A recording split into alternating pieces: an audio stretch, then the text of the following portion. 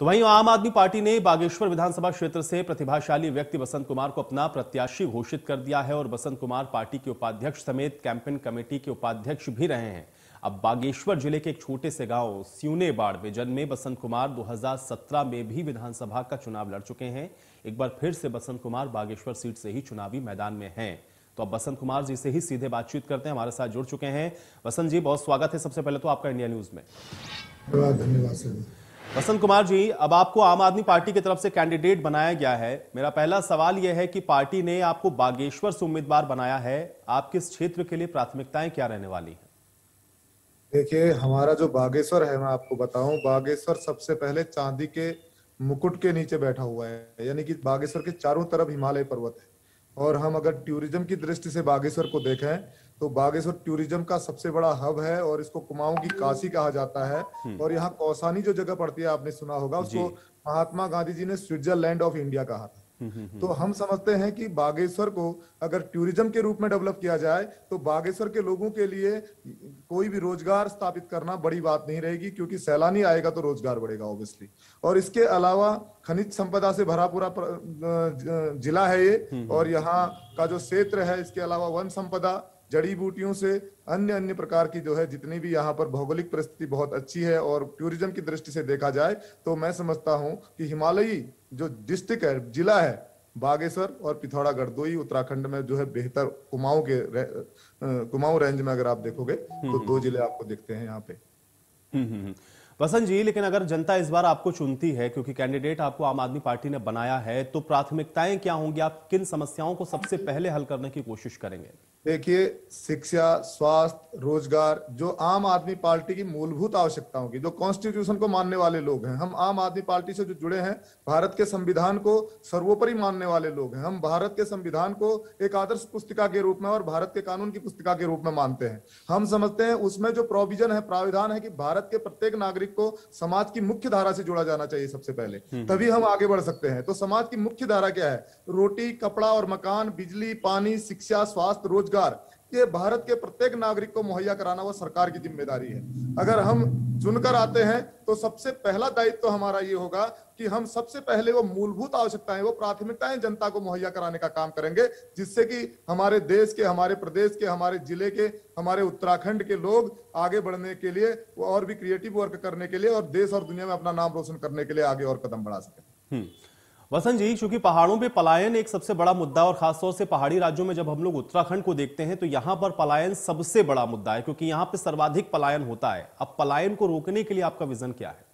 देखिए, पलायन दो तरीके से होता है, या तो सुविधाओं की वजह से या तो रोजगार की वजह से। तो रोजगार की मैंने जैसे कि अभी आपको बताया कि रोजगार के बहुत सारे रिसोर्स उत्तराखंड प्रदेश में स्थापित किए जा सकते हैं। अगर हम बिस्लरी के पानी की भी बात करें तो हमारे बगल से मीठे पानी की नदी बहती है, लेकिन यहाँ के हमारे जो गांव के लोग हैं वो पानी से प्यासे हैं। अगर हम नियति साफ रखें और सुरक्षित तरीके से, हम समझते हैं कि मिनरल वाटर के अच्छे खासे प्लांट अगर यहाँ पे लगा दिए जाए तो यहाँ के लोग को रोजगार भी मिल जाएगा और यहाँ के लोग पूरी दुनिया को पानी भी पिला सकते हैं। दूसरी बात मैं आपको बताऊं, ऐसे बहुत सारे रिसोर्स हैं, ये एक एग्जाम्पल मैं आपको दे रहा हूँ। यहाँ पर स्वास्थ्य की सुविधाएं अगर उचित कर दिए जाए, यहाँ पर शिक्षा की व्यवस्था ठीक कर दी जाए, तो सारी व्यवस्थाएं अगर यहाँ पर ठीक कर दी जाए और रोजगार को आधार बनाकर रोजगार के रिसोर्स पैदा कर दिए जाएं, तो मैं नहीं समझता कि पहाड़ छोड़कर कोई शहरों की तरफ जाना पसंद करता होगा। बिल्कुल वसंत जी, लेकिन आप आम आदमी पार्टी के कैंपेन कमेटी के उपाध्यक्ष भी रहे हैं। अगर 2022 में आपकी सरकार बनती है तो इसमें सबसे पहली प्राथमिकता आपकी क्या होगी, अगर प्रदेश के लिहाज से भी मैं समझना चाहूं तो?